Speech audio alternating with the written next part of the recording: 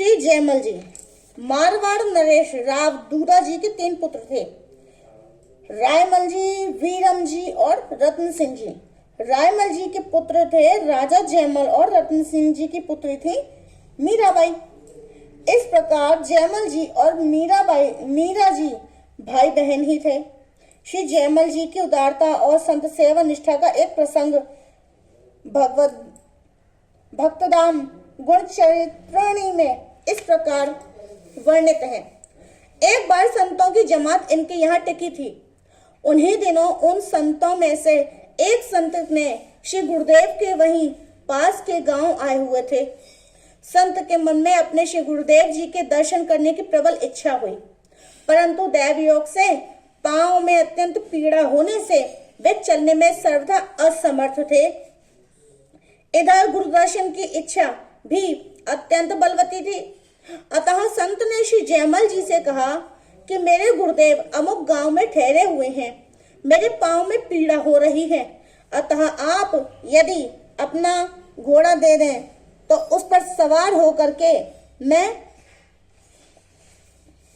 श्री गुरुदेव जी का दर्शन करने चला जाऊं। श्री जयमल जी ने तुरंत अपना घोड़ा संत को दे दिया। वे बड़े ही प्रसन्न मन से अश्वारूढ़ होकर के श्री गुरुदेव जी का दर्शन करने गए।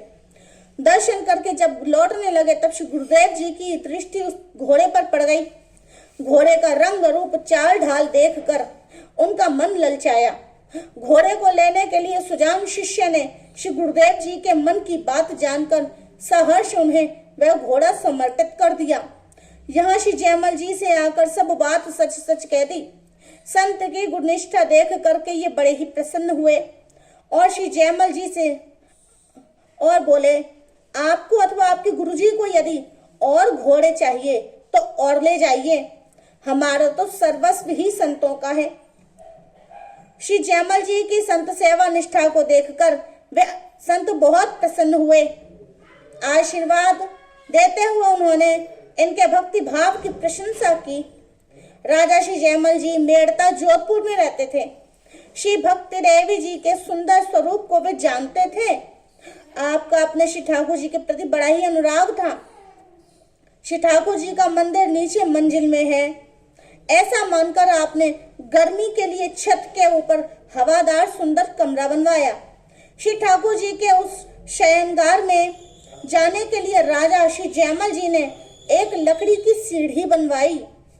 उसके द्वारा उसमें जाकर आप स्वयं पुष्पादिकों की शैया की रचना करते एवं शयन भोग जल आदि की सभी वस्तुएं यथा स्थान रखकर नीचे उतर आते और सीढ़ी को वहां से हटाकर अलग रख देते, जिससे कोई दूसरा वहां जा न सके।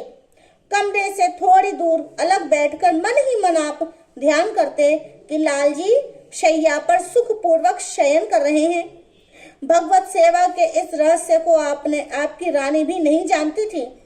एक बार रात में उसने सीढ़ी लगाई और थोड़ा सा पर्दा हटाकर झांक कर देखा तो उसे एक सुंदर सुकुमार किशोर बालक शयन करता हुआ दिखलाई पड़ा।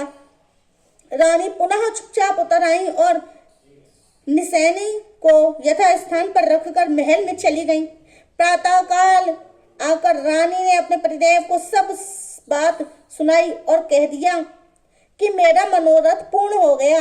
राजा श्री जयमल जी ने उसे डांट फटकार दिया और डरा दिया कि फिर कभी ऐसा नहीं करना, और मन ही मन ये जानकर बड़े ही प्रसन्न भी हुए कि इसके बड़े भाग्य हैं जो इसे श्री लाल जी के दर्शन हो गए।